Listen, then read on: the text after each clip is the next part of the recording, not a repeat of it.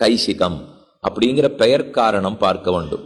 கைசிகம்ங்கிறது ஒரு ராகத்தினுடைய பெயர். தமிழ பண்ணுன்னு சொல்லுகிறோம், சம்ஸ்கிருதத்தில் ராகம்னு சொல்லுகிறோம். இந்த ராகத்தில் பாணர் குலத்திலே பிறந்த நம்பாடுவான் என்னும் ஒருத்தன் திருக்குறுங்குடி நம்பியை மலைமேல் சென்று ஏகாதசி தோறும் தொழுது துவாதசி அன்னைக்கு திரும்ப வருவதை வழக்கமாக கொண்டிருந்தான். இப்ப அந்த பாணனுடைய சரித்திரத்தை பார்க்க வேண்டும். இந்த கைசிக புராணம் எதற்கு பிறந்ததுன்னு பார்ப்போம். பாணர் குலத்தில் திருப்பாணாழ்வார் பிறந்தார் நமக்கு தெரியும். வீணையை மீட்டி பகவானை பற்றி கானம் பண்ணக்கூடிய குலம். பாணர் குலத்திலே தான் அவன் பிறந்தான். ஆனாலும் அவனுக்கு இருந்த பக்தி சொல்லொணாமல் இருந்தது. பாடுவான், பாசுரங்களை பாடுவான், நம் பாடுவான், பகவான் அபிமானிக்கிறாராம், நம்ம பாடுவான். அப்படிப்பட்ட பாடுவான் இவர். நம் பாடுவான், நம் பாடுவான், வீணையை மீட்டி இசைப்பார், பல பல ராகங்களே பகவானை சந்தோஷப்படுத்துவார். ஏகாதசி தோறும் புறப்பட்டு மலைக்கு மேல போவார். திருக்குறுங்குடி திவ்யதேசம் அனைவரும் அறிந்தது. அந்த மலைக்கு மேலே நம்பாடுவான் ஏறி போவார். பெருமாளை நன்கு பாடுவார். அவருக்கும் திருப்தி, இவருக்கும் திருப்தி. திரும்ப வந்துடுவார். இது ஓரொரு மாசமும் நடந்துட்டு இருக்கு. அதுல ஓர் மாதம் ஓர் பட்சத்தின் ஏகாதசி, கார்த்திக மாசம் சுக்லபக்ஷ ஏகாதசி அன்றைய தினம் இவர் மேல் நோக்கி நடந்து கொண்டிருக்கிறார். அப்ப வழியில ஒரு பிரம்மரக்ஷஸ்.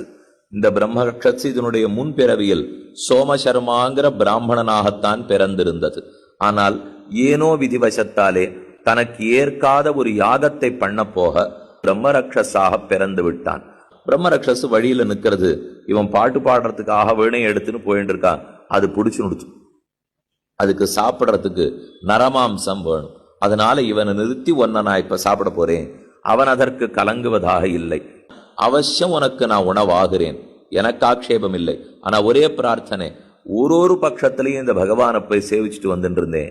அவரை பாட்டு பாடி கொண்டிருந்தேன். அவன் ஆனந்தப்பட்டான். அந்த கைங்கரியத்தை மட்டும் என்னை பண்ண விட்டுடும். அப்ப எத்தனையோ பேச்சு பேசிட்டு விட்டுட்டா ஆறான்னு உயிரை கொடுக்கறதுக்கு திரும்பி வருவாளா? எனக்கு தெரியும் நீ ஏமாத்துறதுக்காக பேசுறே, தப்பிச்சுக்கிறதுக்காக பேசுறாய், உன்னை விடவே மாட்டேன்னு கையை பிடிச்சிருந்தது. அவன் எவ்வளவோ பண்ணி பார்த்தான், விடவில்லை. அப்புறம் வரிசையா சத்திய பிரமாணம் பண்ண ஆரம்பித்தான்.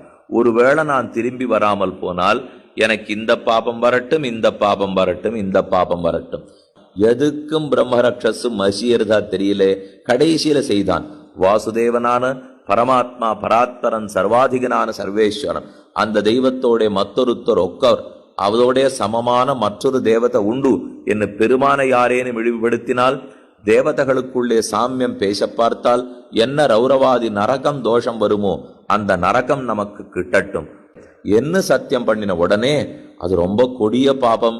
ஆகையால சட்டுன்னு பிரம்மரக்ஷஸ் கையை விட்டுடுத்து நேர போனான். பகவானை போய் பாடினான். பாடி முடிச்சாச்சு. திரும்பி நேர வந்துட்டார். வர்ற வழியில ஒரு கிழவனார் வந்தார். அவருக்கு நம்பிக்கிழவன், நம்பிக்கிழவன்னு பேர். நம்பிக்கிழவன் குறுக்கே வந்து, எங்கு போகிறாய்? உணவாக போகிறேன். யாரேனும் இப்படி செல்வர்களா? விட்டுடு, உனக்கு நான் வேற வழி சொல்லித்தரேன், அந்த வழியா ஜாகிரதையா நீ கீழே போடலாம். அவன் திரும்ப சொன்னான், நீ பேசும் பாஷையே எனக்கு புரியவில்லை. அடியேன் பக்தன், சொன்ன சொல் மீறுவதற்கு எனக்கு தெரியாது.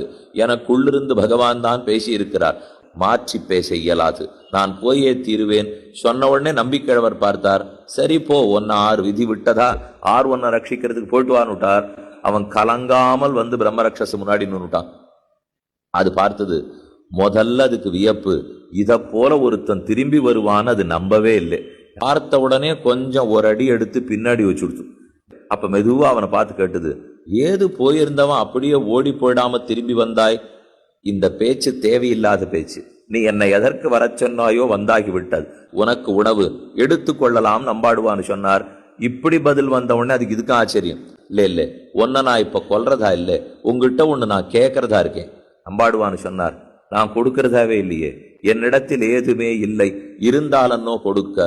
உனக்கு ஒண்ணுதான் இருக்கு, என் உடம்பு இருக்கு, அதனை எடுத்துக்கொள்ளலாம், அது தவிர எதையும் பேசாதே. இல்ல நான் ஏற்கனவே சோமசர்மான்னு ஒருத்தனா பிறந்திருந்தேன், கெட்டு போயிட்டேன், அதனாலதான் இப்படி பிரம்மரக்ஷஸா இருக்கேன். எனக்கு ஒண்ணு செய், நீ ஏதேதோ பாசுரங்கள் பாடியிருப்பியோ இல்லையோ, அதனுடைய பலத்தை முழுக்க எனக்கு கொடுத்துரு. அதை வைத்துக்கொண்டு நான் இந்த சாபத்திலிருந்து விமோசனம் வாங்கினுடுறேன் என்று பிரார்த்தித்தான். நம்பாடுவான் சிரித்தான்.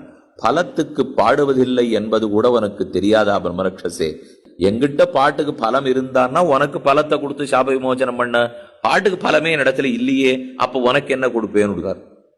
பிரம்மரக்ஷஸ் பார்த்தது இவர் சாமானியத்துல கொடுக்க மாட்டார் போன்றது. ஒன்னு செய், 3 ஜாமங்கள், 3 ஆமான்னு ராத்திரி பொழுதுக்கு பேர். 3 ஜாமத்து பலத்தையும் எனக்கு கொடுக்க வேண்டாம், இந்த கடைசி ஜாமத்து பலத்தை மட்டுமானு கொடுக்குறியா? அவனுக்கு இன்னும் சிரிப்பு தாழலே. நான் பலத்துக்கே பாடலேன்னு சொல்லிட்டு இருக்கேன், இதுல என்ன முதல் ஜாமம், 2ஆம் ஜாமம், 3ஆம் ஜாமம் இல்லை.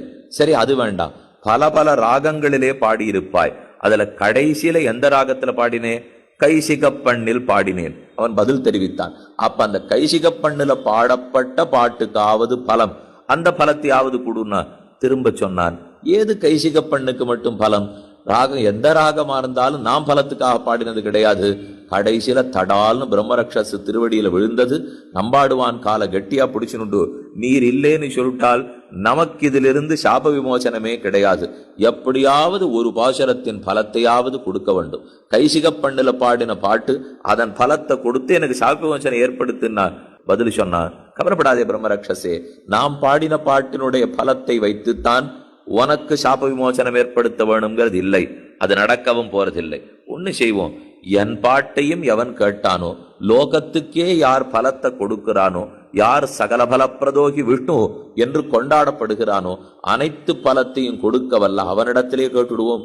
பெருமானு கடைசி பாட்டோட பலத்தை கொடுத்துக்கலாம் என்று திருவுள்ளத்திலே இசைய அந்த ஓர் கைசிக பண்ணிலே அமைத்து பாடப்பட்ட பாடல், அதனுடைய பயனை மட்டும் இவனுக்கு கொடுத்து பிரம்மரக்ஷஸுக்கு சாப விமோசனம் ஏற்பட்டது என்பது ரொம்ப ஆச்சரியமான சரித்திரம். இது மொத்தம் 92 ஸ்லோகங்களோட கூடியது.